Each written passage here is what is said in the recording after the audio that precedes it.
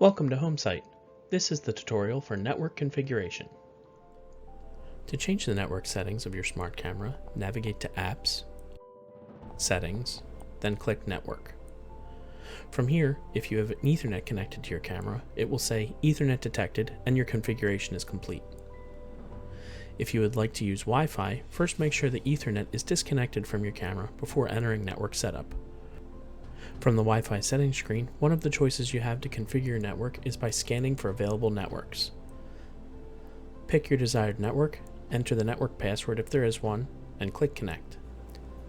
WPS, or Wi-Fi Protected Setup, is a way to easily configure Wi-Fi on your smart camera if your router supports it. To do it, simply click WPS on the network configuration screen.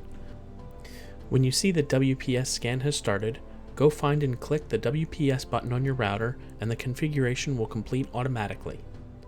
To set up Wi-Fi using a QR code, simply click QR code, which will open the camera shutter, and all you will need to do is show the code to the camera. To generate a QR code, search Google for QR code generator. You will need your Wi-Fi's SSID, password, and encryption type. Manual setup of your Wi-Fi network gives you the ability to manually enter the SSID and password of your Wi-Fi network using the on-screen keyboard. When done, click Connect. Once a network is added to the camera, it will remember the credentials.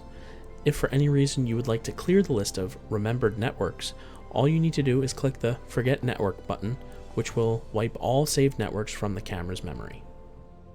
This was the tutorial for network configuration. Thank you.